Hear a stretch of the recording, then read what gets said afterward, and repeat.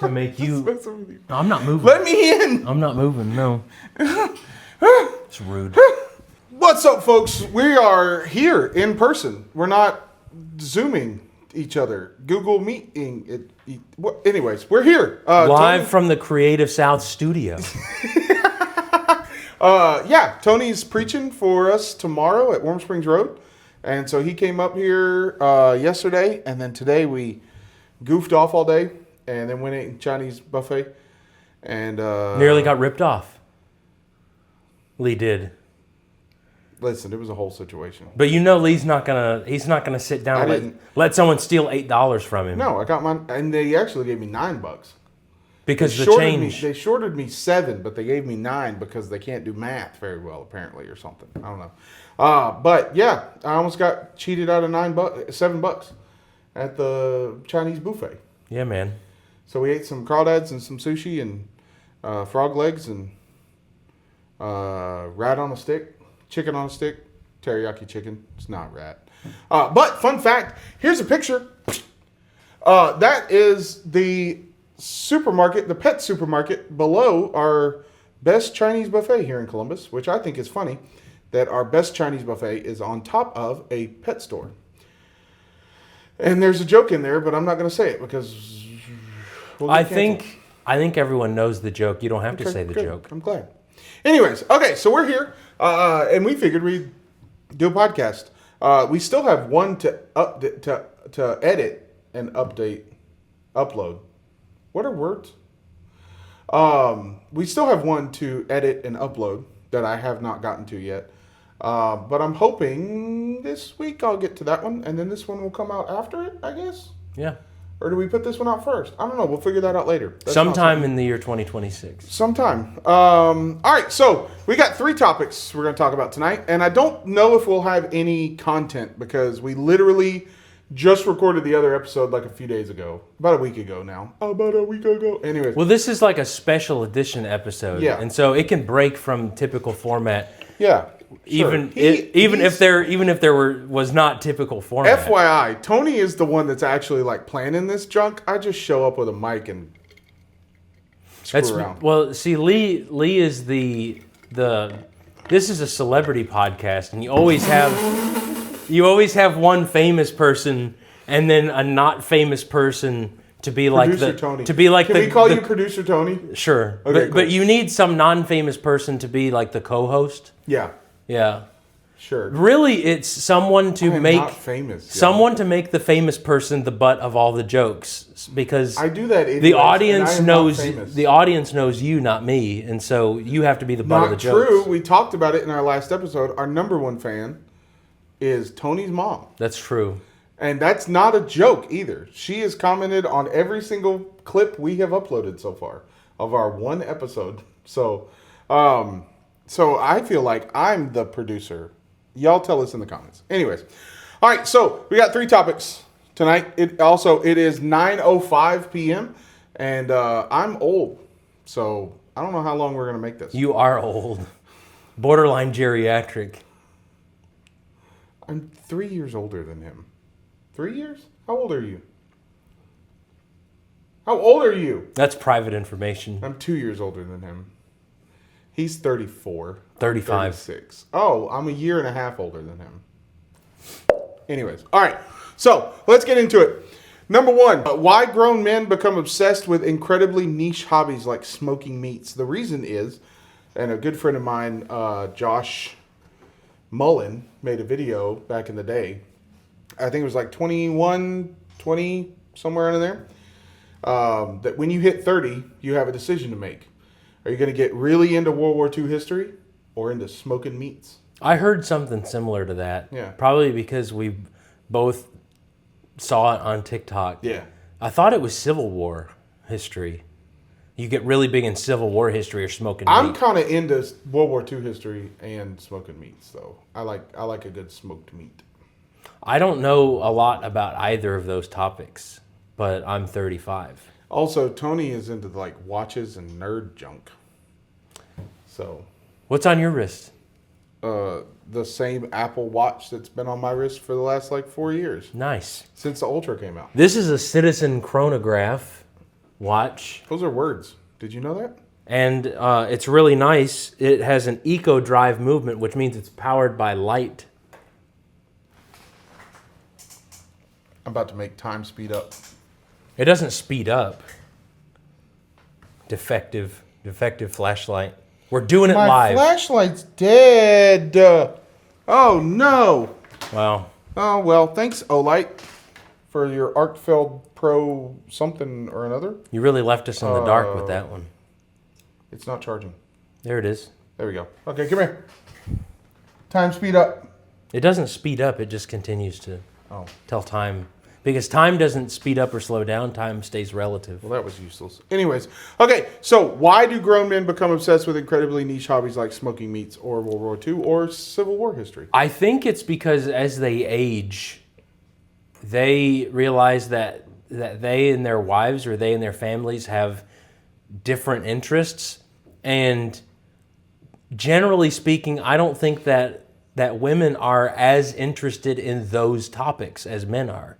So it's a middle-aged man's pursuit of something that belongs to him, something his own. Maybe. I think it's also like World War II and Civil War and like history things are cool, but also most of them revolve around like guns or military or things like that. Well, why history things, but incredibly niche hobbies like watches.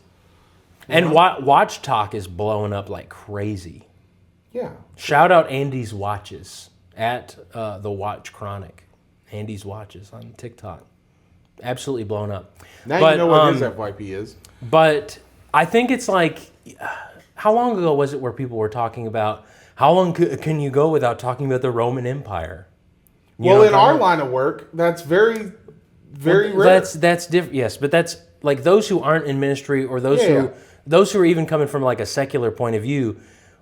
They still talk about the Roman Empire all the time, evidently. Oh, really? And apparently there was a huge like viral thing on TikTok where people were talking about how long has it been since you talked about the Roman Empire. He's like, I talk about it every day. Beck asked me that question, and I was like, I think about it constantly because I'm studying a book that was written during the Roman Empire. Absolutely, written by God, inspired by God, but still, like everything I do has something to do with the Roman Empire in ministry, right? You know, so I don't necessarily understand the point of view of someone outside of that, but I don't either. But apparently, people talk about the Roman Empire a lot. It might be for similar reasons because, like war and.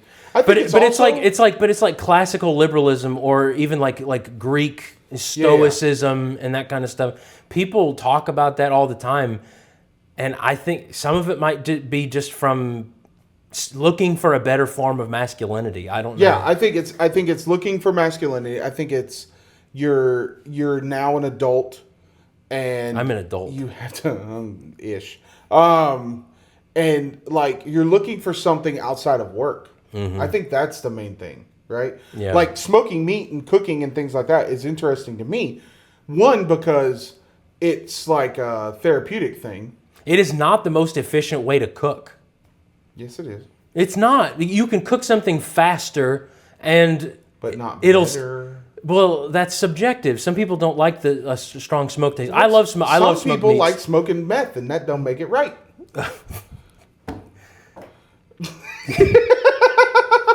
Anyways, but yeah, I think it's you're looking for something that's like out of the norm.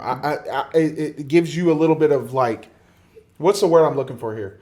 Gives you an escape. It gives you like a formula. It gives you like a practice, a discipline, and it's intense. Like no matter what it is, you get really interested in it because it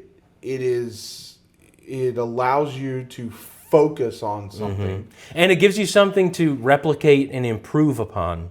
Where if you're smoking a brisket, you want your next brisket to be better than your previous brisket. Yeah. And so don't smoke biscuits, kids. You're trying to get the bark to come out better. You're trying to You're trying to trim it better, and so you're trying to get better smoke. You're maybe experimenting with different woods or something.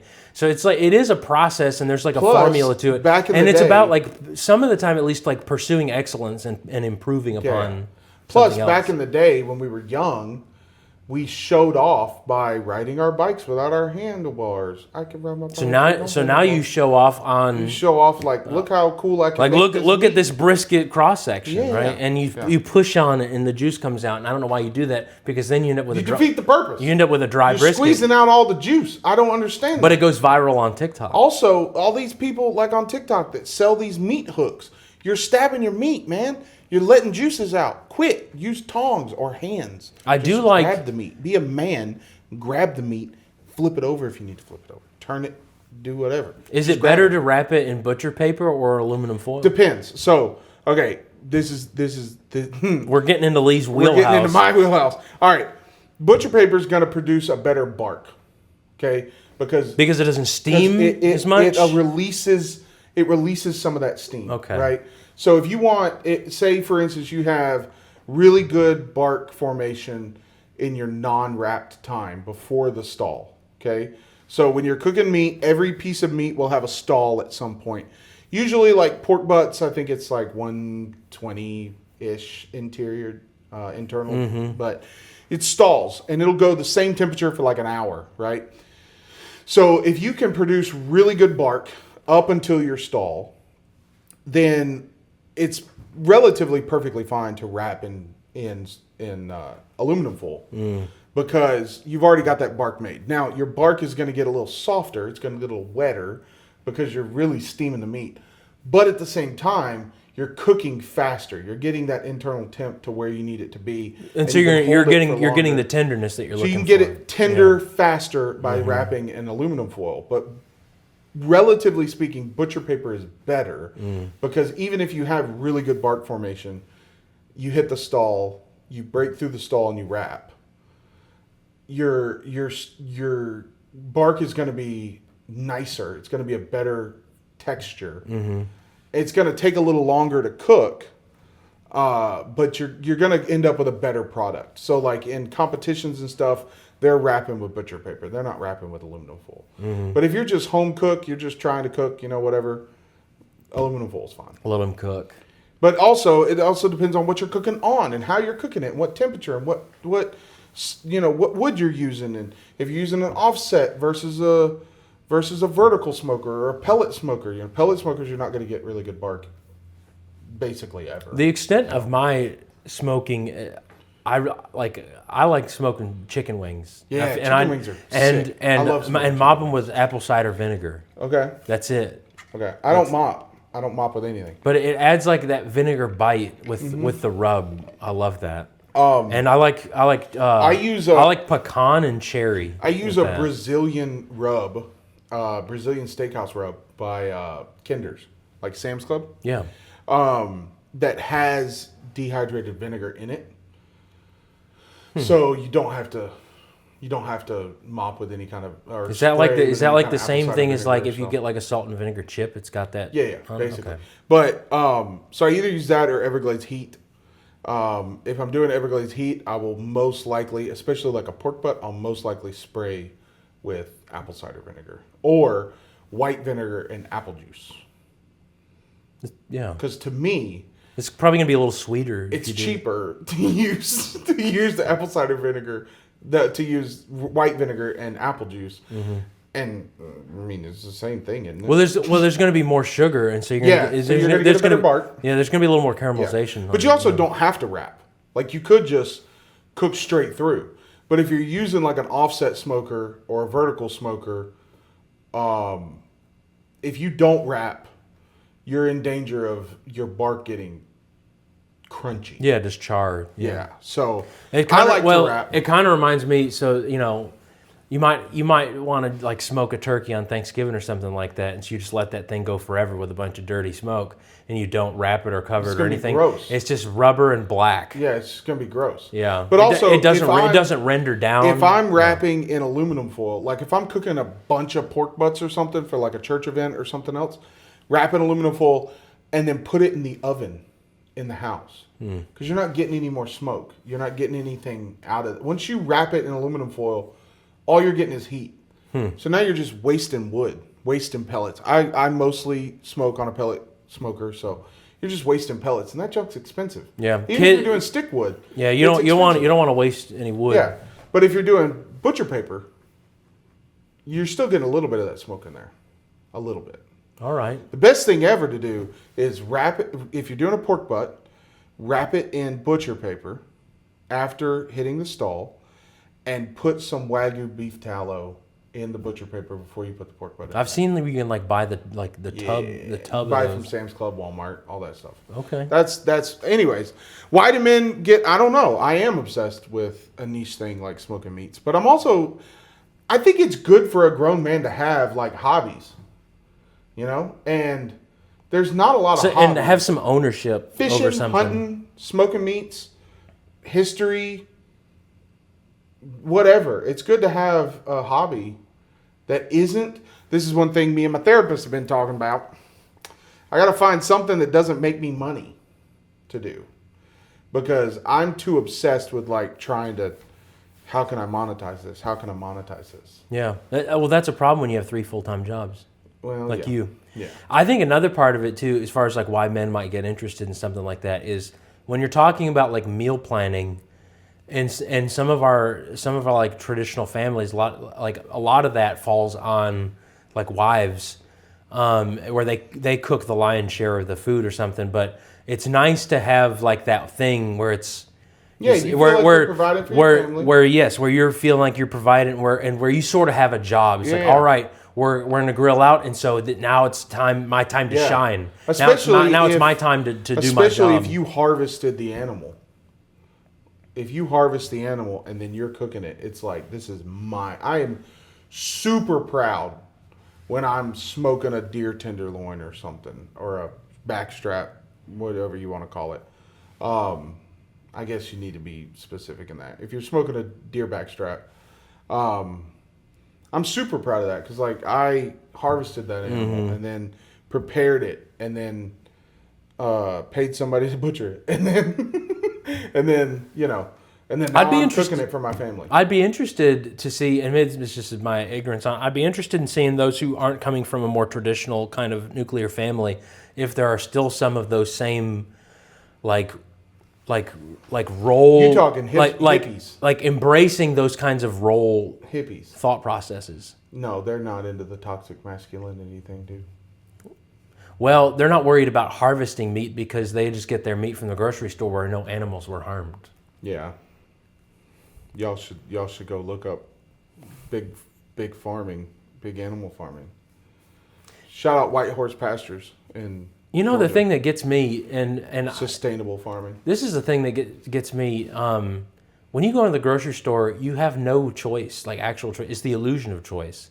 Mm-hmm. Like 90% of the grocery store. Know where any of that junk. 90% of it's come from like the same 5 companies at this point, especially meat. Yeah. It's like Purdue and Tyson own like how much like market share of chicken, of all the chicken, and even then like Smithfield like owns how much of the pork marketplace.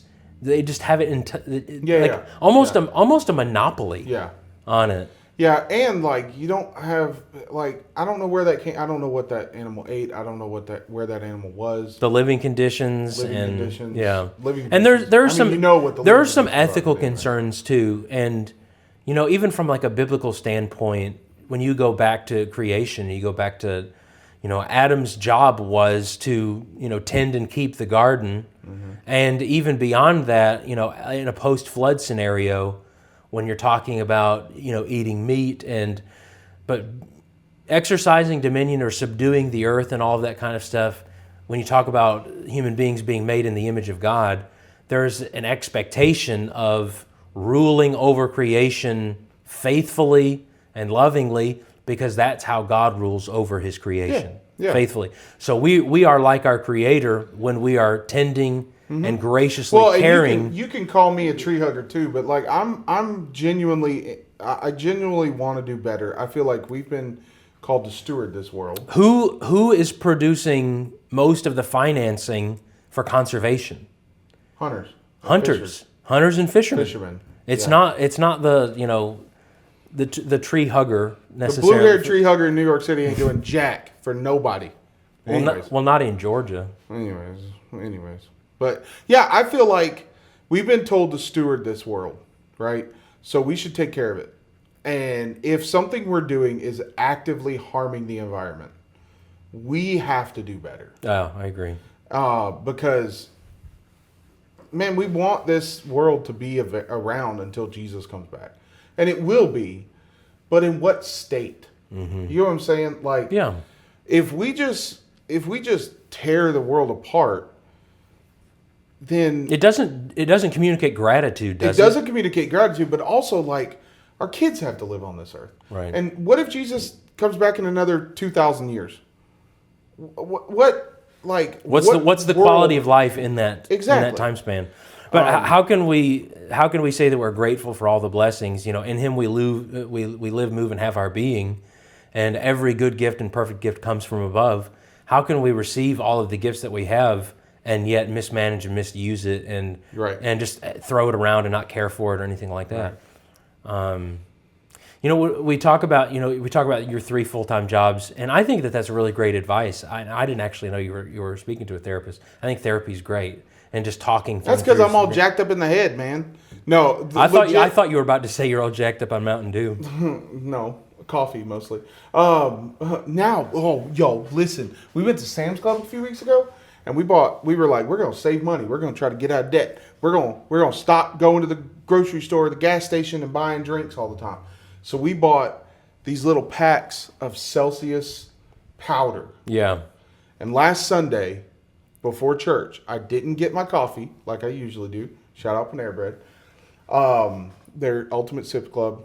You can't tell me that's not cheaper than making coffee at your house. It's like $15 a month. You get unlimited coffees.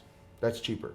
But we were like, we're going to stop buying energy drinks and Gatorades and Cokes and everything at gas stations. So we bought these little packets. Last Sunday, I didn't go get my coffee. I drank one of those. And dude, I felt like I could run through a brick wall after those things. How much caffeine is in that? I don't know, but it might not be caffeine. I don't know what it was.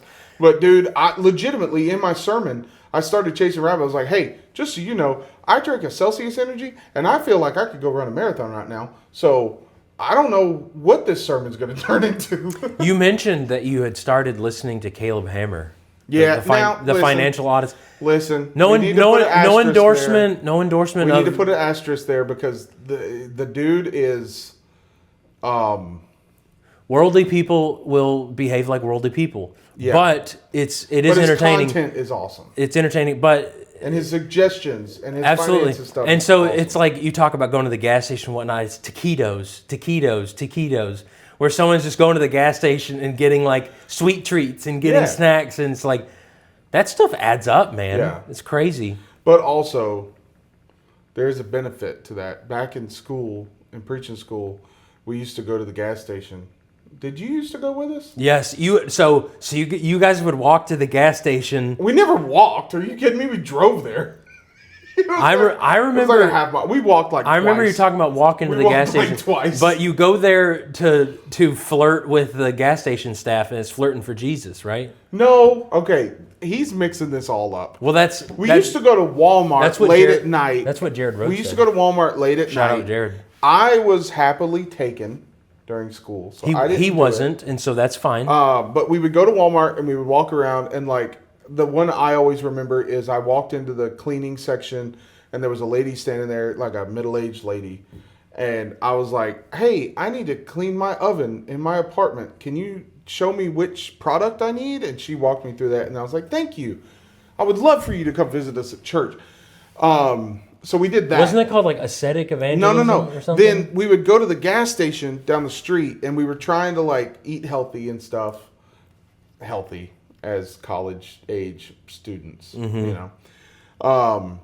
But we were trying to eat healthy, but we would go to the gas station down the street from Forest Hill, and we would buy like a candy bar or a Coke or something, basically every night, because we were trying to get the clerk to come to church.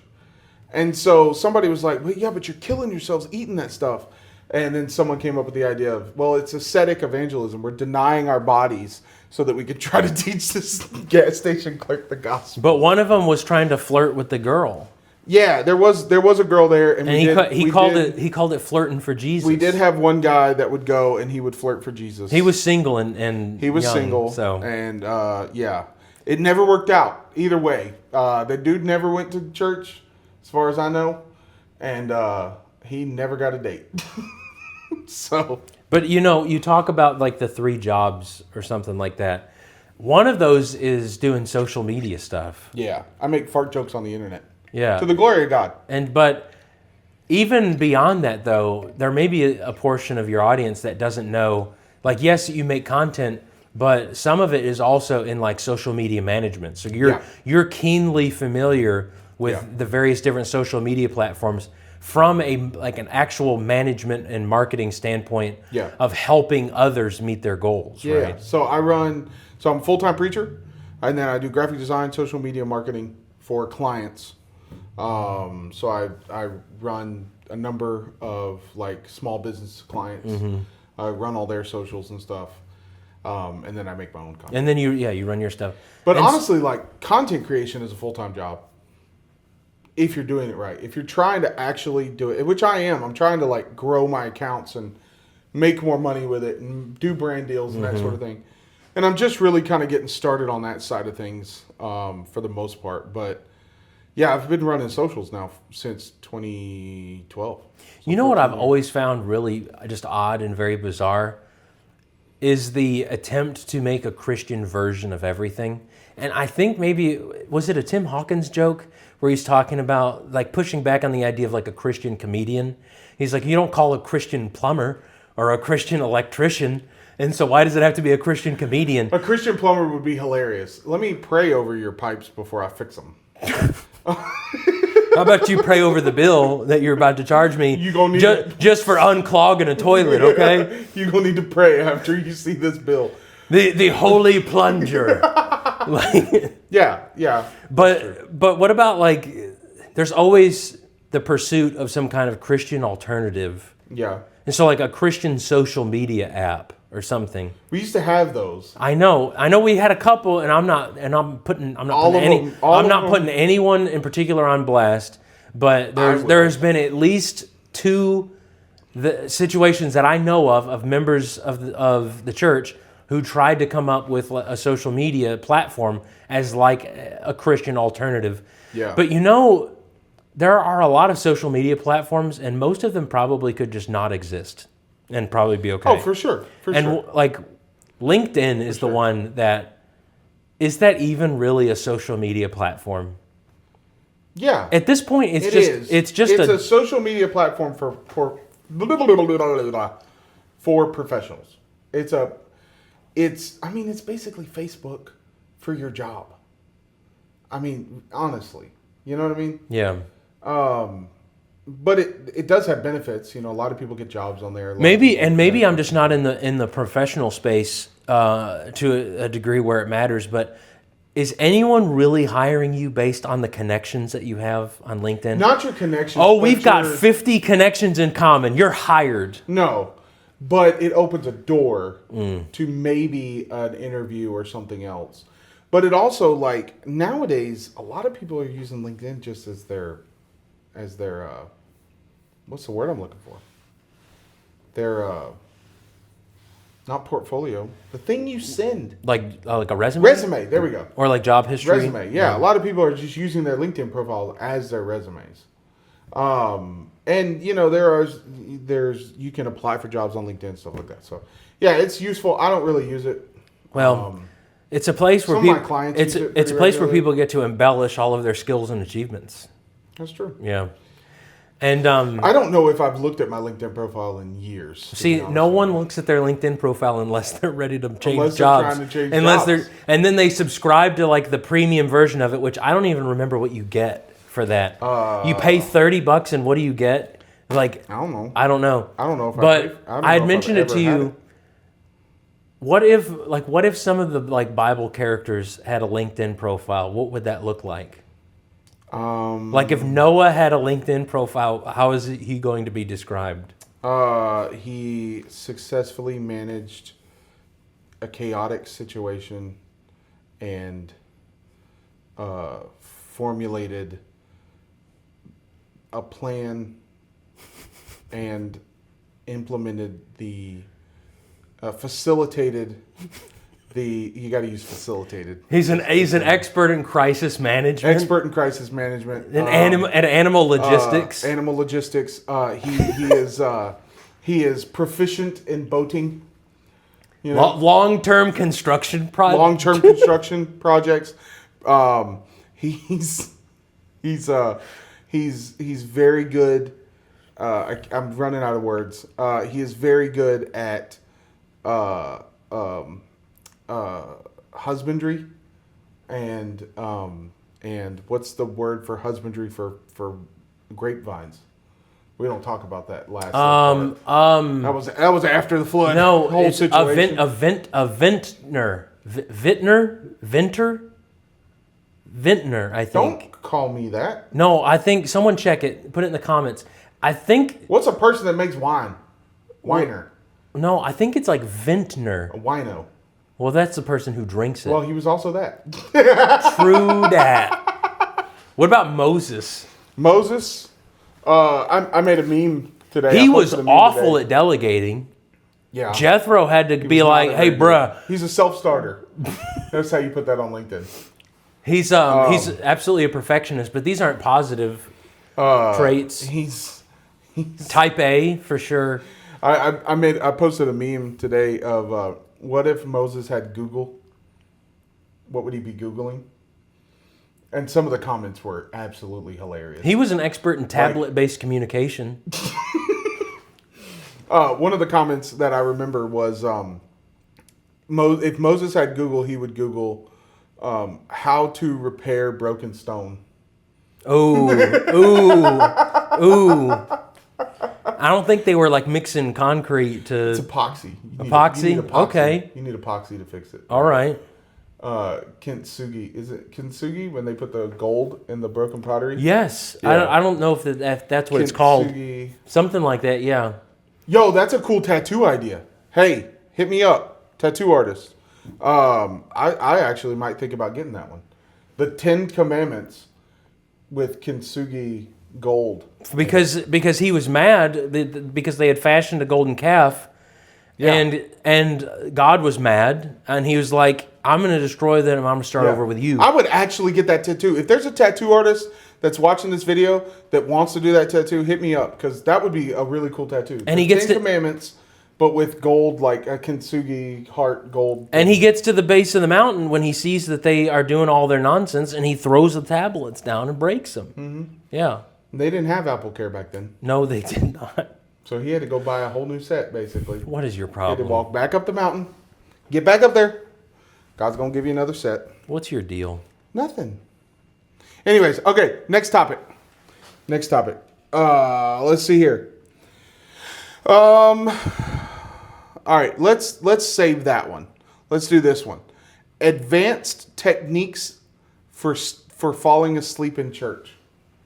Well, everyone has seen the old frown and the bob, right?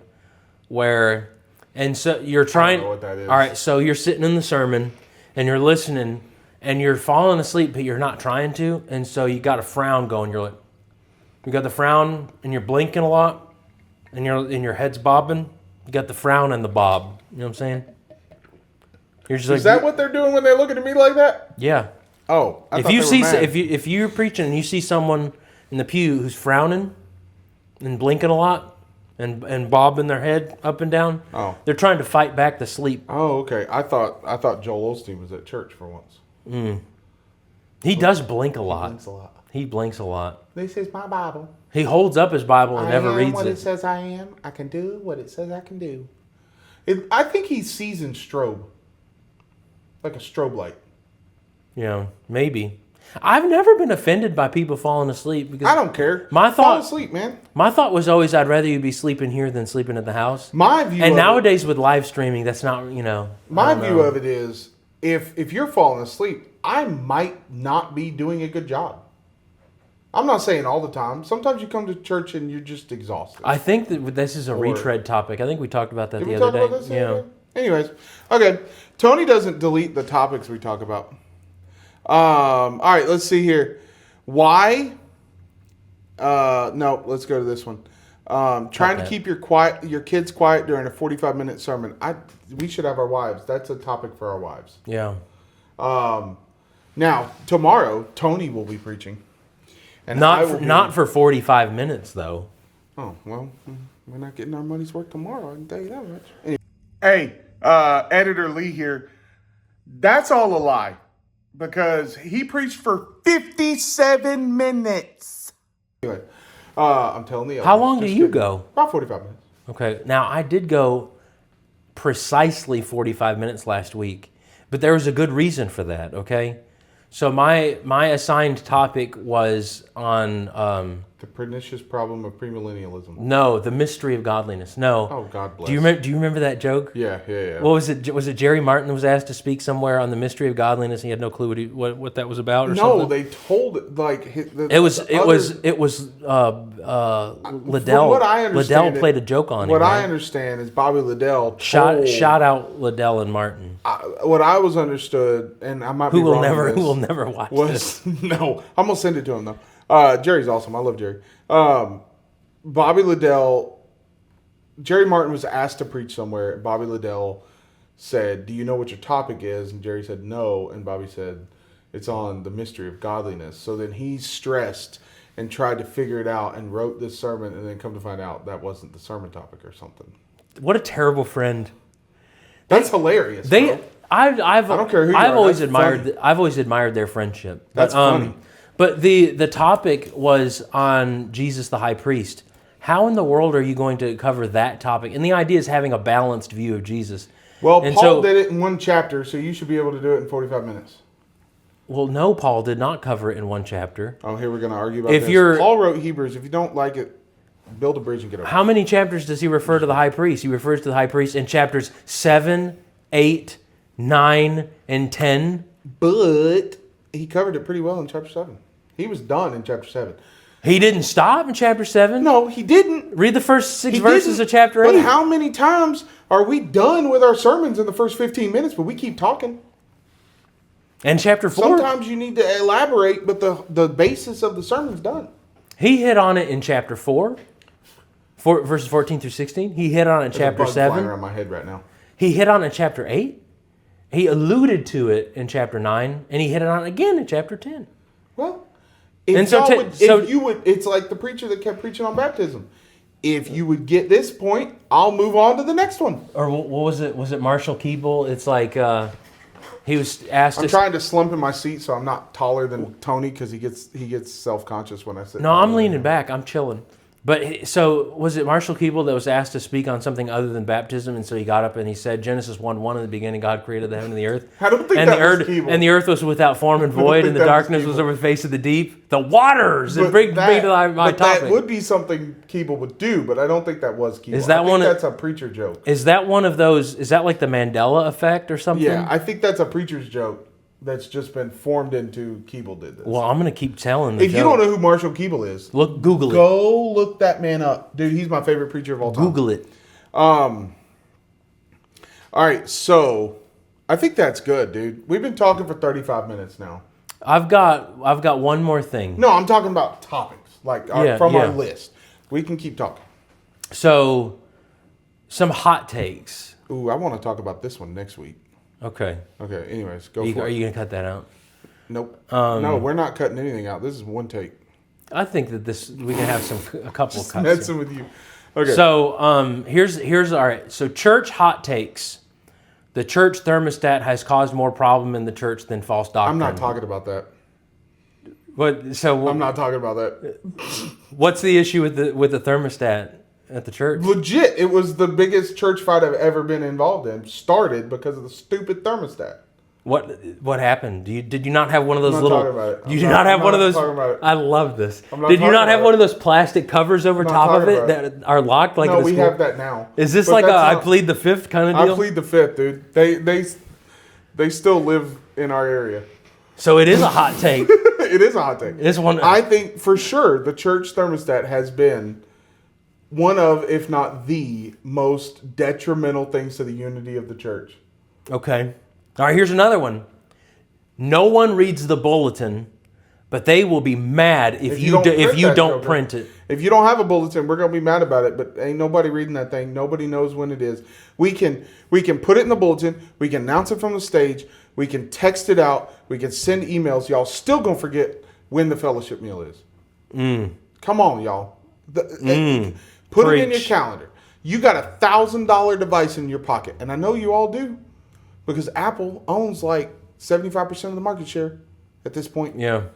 Of American phone users. You got $1,000 device in your pocket. You can't put it in the calendar. So you gonna get me in trouble. Good, excellent. Par for the course.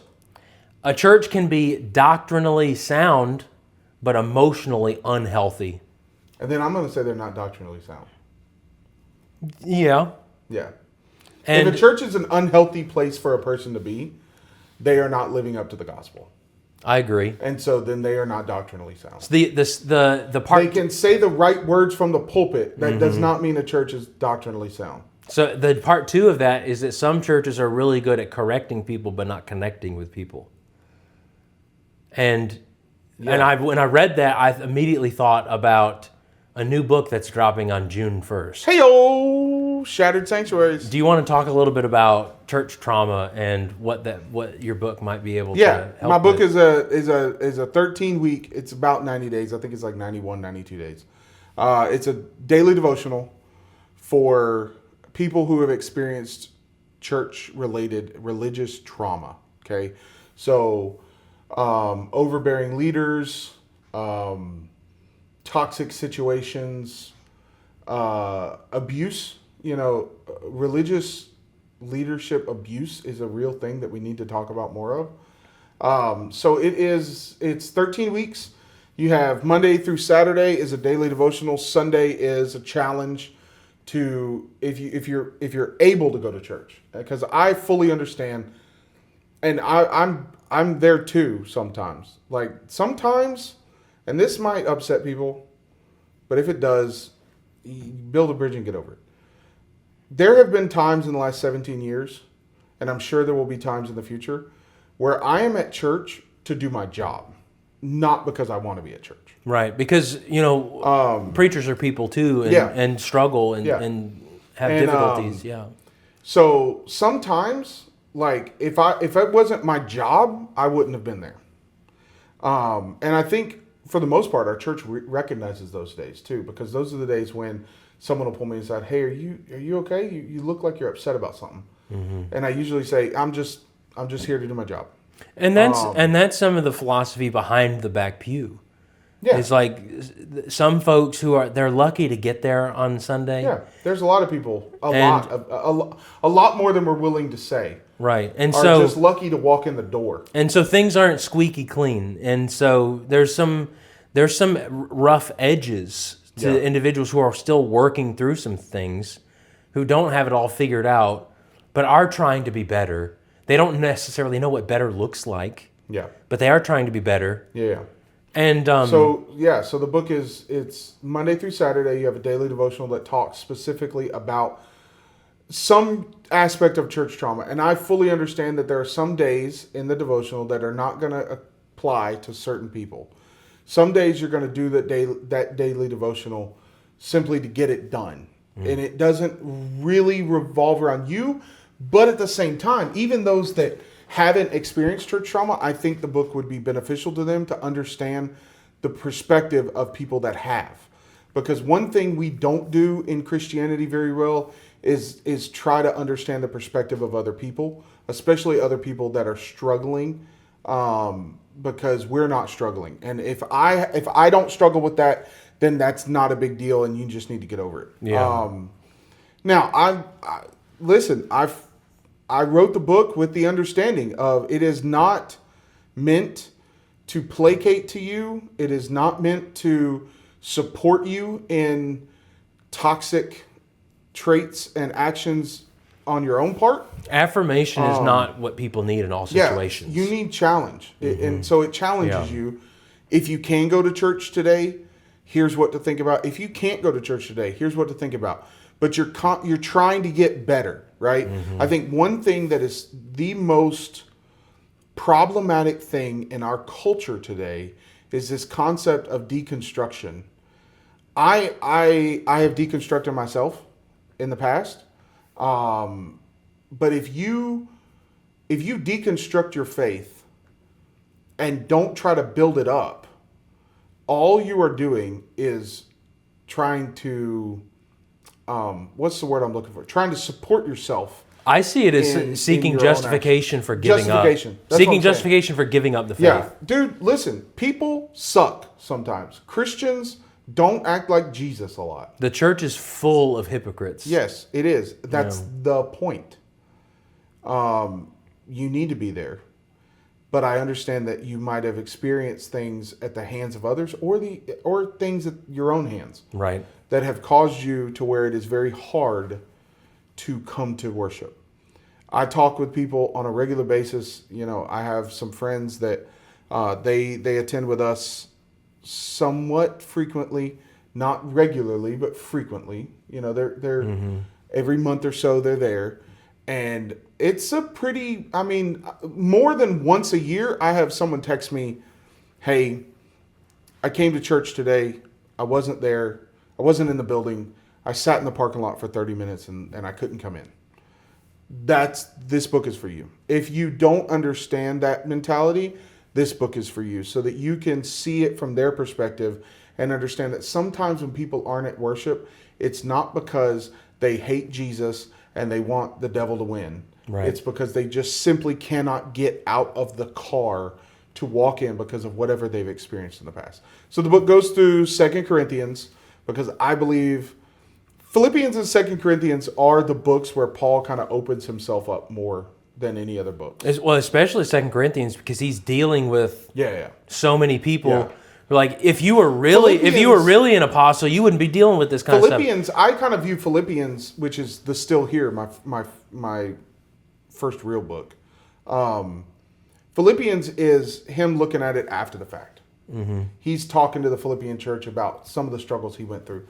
2 Corinthians, it reads like he's in the middle of it, right? So that's why I chose 2 Corinthians to write that devotional, and I think it turned out pretty well. We'll see if people like it. It's getting good reviews so far. So and if you're interested in getting it, link to it in the description. You can DM on social platforms and get a link. So. Yep.